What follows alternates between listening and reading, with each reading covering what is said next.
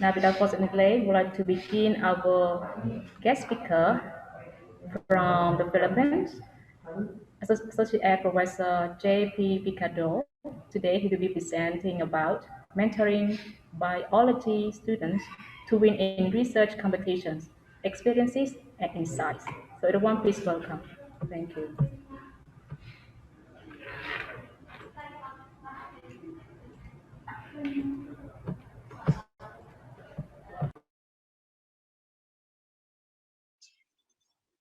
Good day.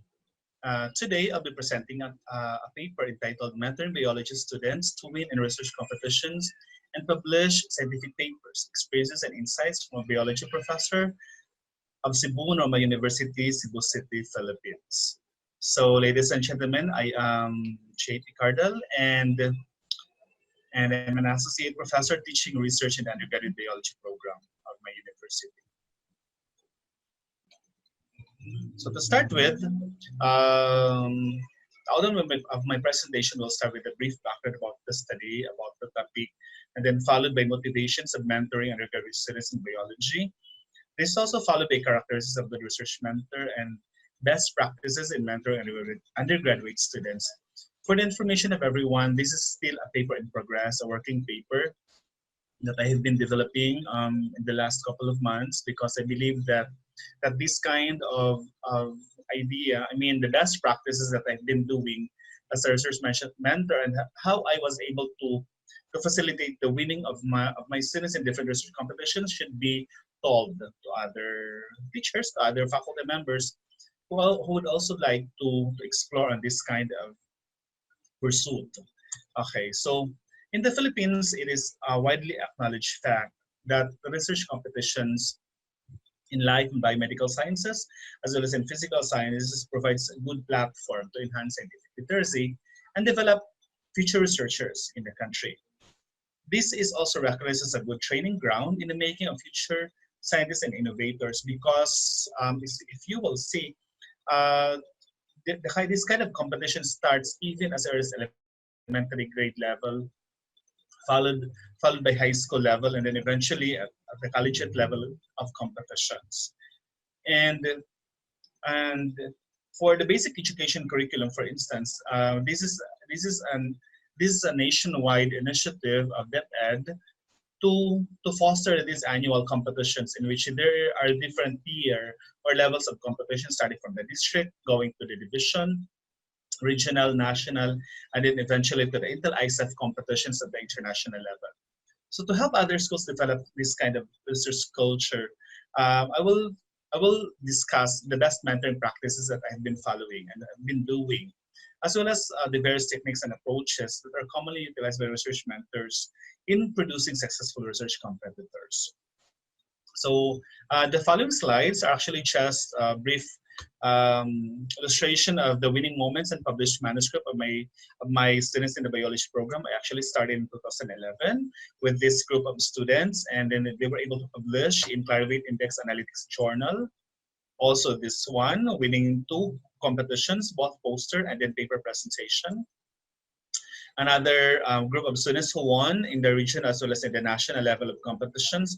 They actually became finalists in the national level for presenting a study on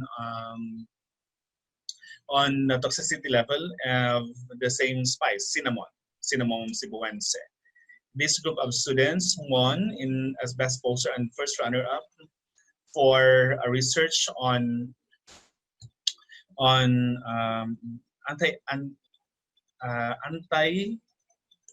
ulcerative property of cinnamon, the same spice that I've been studying in the past years. Also, the students who work on anti-hyperglycemic effect of cinnamon cebuense. These also students won in the regional level for the anti-angiogenic studies. And then eventually ecology studies, which are also published in Clarivate Index journals.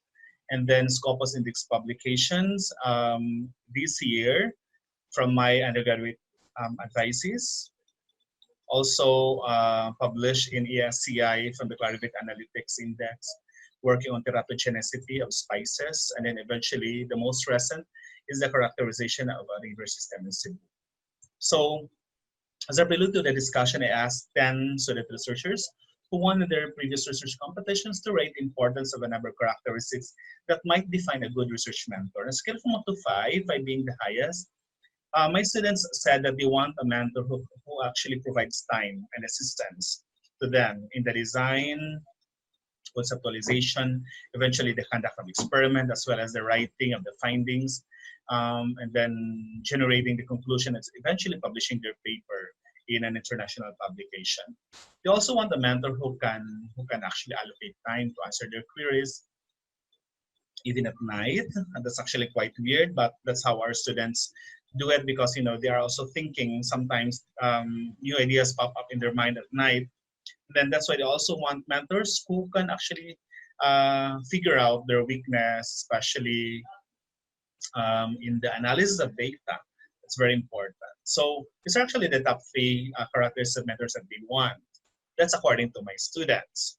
So here I'm going to show you the different motivations that I always instill in my mind whenever I mentor students. The first is actually because I believe that through mentoring, I would be able to train future researchers in life sciences and encourage innovativeness and improve existing technologies through the generation of new knowledge.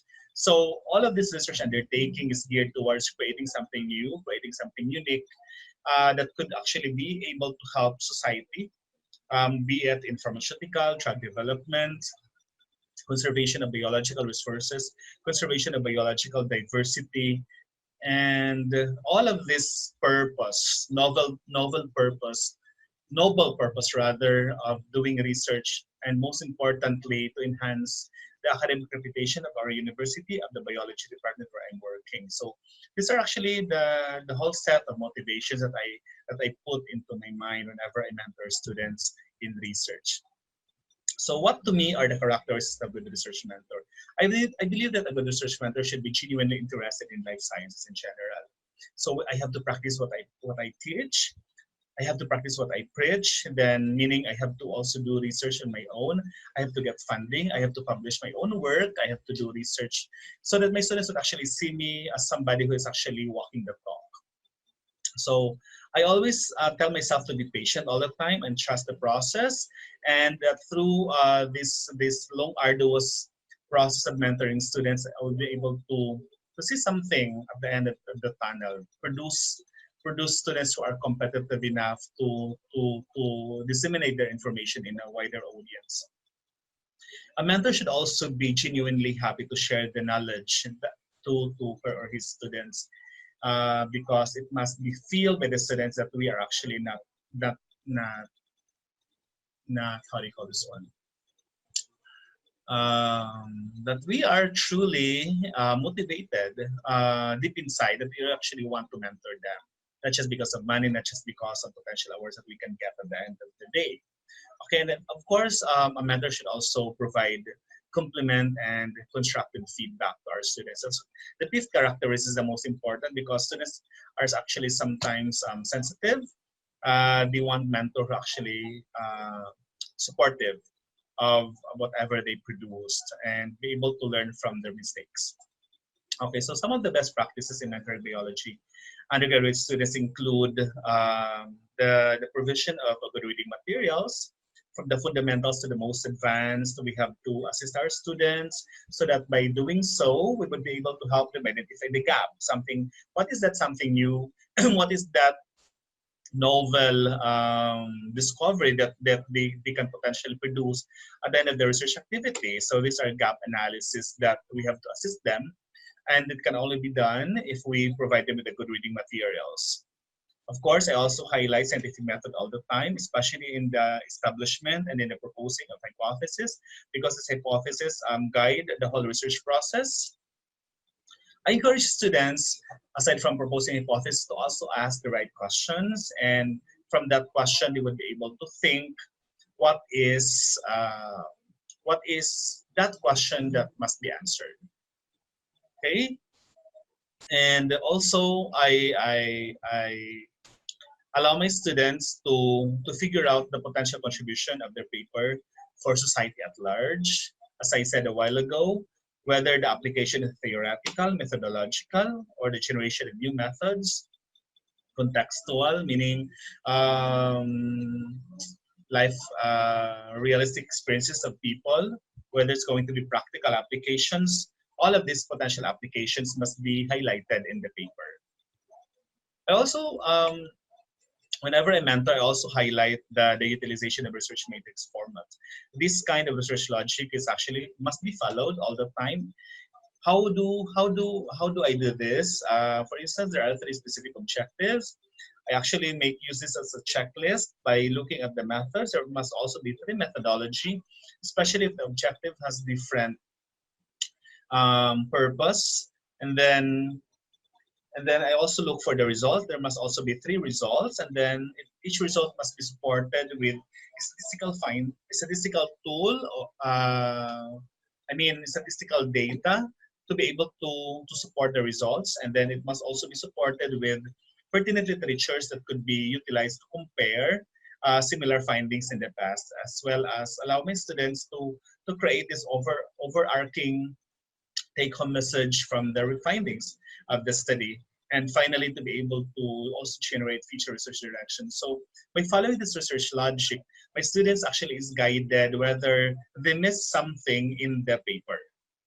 Okay, I also tell my students to always stick to the experimental design, to the experimental plan, the blueprint of the research, especially if it's experimental, whether it's actually done in the laboratory, in greenhouse, or in the field. They must follow proper experimental design, observing replication, interspersion, local error control, proper sampling techniques, and subsampling. Okay, I also emphasize to my students the idea about repeatability and reproducibility, meaning in this cartoon character, you would notice that this second scientist is actually trying to emulate what the first scientist is doing. So if this first second scientist can actually produce the same result as the first scientist did, then it means the study is reproducible. This is important because this will actually test and validate the findings of the study. Okay, I also tell my students to optimize research protocol, exhaust trials, and return demo is actually a must in my laboratory. For instance, if it's a mice experiment, I actually allow my students to perform individually so that they would actually know and gain confidence on feeding the mice, on extracting blood. Because if the methodology is consistent, likely the error will be minimal as well. I also make sure that I provide time to assist my students whenever a certain method or protocol do not work or does not work. So I help my students to figure out what's wrong and troubleshoot along the way, and then think whether there's an alternative method that we can use that's also cheaper and that could also be doable in our setting. I also encourage my students to always observe research ethics. If it's actually a biological assay, like using mice models, I also insist that they must secure a Yahoo permit, as well as if they're using endangered plants to get extracts from. I also insist that they must get secure permit from the Environment Office so that we will not violate any kind of ethics protocol. I let students understand the statistical tool for data analysis. Although we hire statistician on the process, understanding the statistical treatment of the data is important because it will actually help them convince whether the rejection or the acceptance of the hypothesis is valid or not. I also make sure that I establish the sense of independence in them, and then I showed them that I trust them, because of course nobody would like to work 24/7. Okay, so what I mean with scientific independence is that after I teach my students the protocol, or after I showed them the step-by-step process, I allow them to do the return demo or execute the process, and then afterwards, if I'm already confident that they can do it on their own, then I leave them. And then I just observe the findings, whether something is wrong or something must be corrected along the process. Most importantly, critiquing of work is essential. I really find time to critique the work of my students, not only in the draft, but also in the writing of the manuscript, particularly also the grammar as well as the correct jargon that we use in the discipline. And most importantly, because this is leading towards research competition, I make sure that we practice, practice, and practice. So practice makes perfect, and I make sure that there's no competition that's going to happen if I wouldn't be able to listen to them presenting their paper and then gaining that level of confidence because they did practice with me listening as well as other professors listening to them and then giving them feedback on what to improve in their presentation. Thank you so much for listening, and that's all for my presentation. Thank you so much, Professor. Okay, now let's start with a question and answer section, and we have got many questions from our audience. So the first question, let's move to Ms. Janti. The question is, since you mentioned the 6 characteristics of a good research mentor, could you please prioritize them for other mentors? Thank you.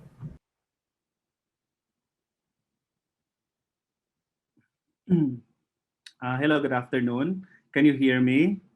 Yes, sir. I hear Okay, you well. okay, thank you. So the question was, since I mentioned the 6 characters of a good research mentor, could you please prioritize them for other mentors?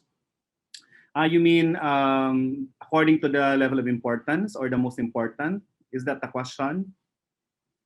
I think it can be the most important one. Okay, I think the most important being a mentor is actually to show to your advices or to your students that you are genuinely happy teaching them because you cannot actually fake it even if for instance they see you physically present being available for example in the laboratory but in your face in your facial expression once they approach you they can actually feel whether it is sincere or genuine or not. So to me, I think it worked on me because in the last 9 to 10 years that I've been mentoring researchers, my students felt that I can go extra mile to help them and it shows in the way I talk to them, for instance, in the way how I encourage them, in the way how I teach them, even the most simple protocol in the laboratory. I think that's the most important, being true. It may sound cliche or it may sound, how do you call this one, abstract, but to me, that is something that must be imbued in us as a mentor and it should not be faked. Okay, that's actually my answer. Okay, thank you, sir. Okay, the next question is from Adrian. What is the background of your mentee in conducting researches? Sorry. So what is the background of your mentee in conducting researches? Okay, these undergrad students actually came from, because I'm teaching in a public university, it's actually a state university, meaning our students belong to the cream of the crop, but they came from, middle to low income class families, meaning they cannot actually afford experiments that are expensive, or they cannot afford exorbitant fees in laboratory testing for example. So so I'm actually banking on their innate desire to win. That is something that is not found. I'm not actually generalizing, but I also mentored students who came from wealthy families, for example, and these students just want to pass or they actually just want to get good grades. But the kind of determination to win is something that I'm looking for in a particular mentees.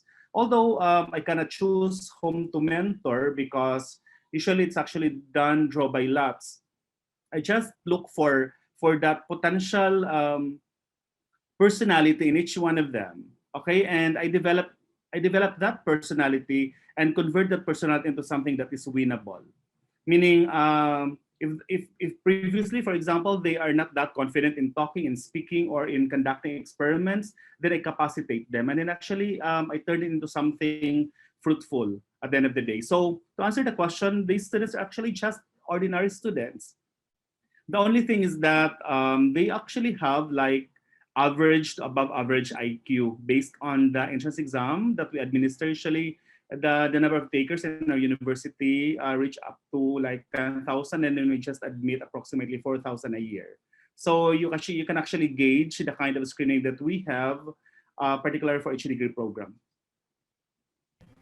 Thank you, Professor Jay. Now I think it's time, so I would like to say thank you for sharing a good topic to us today.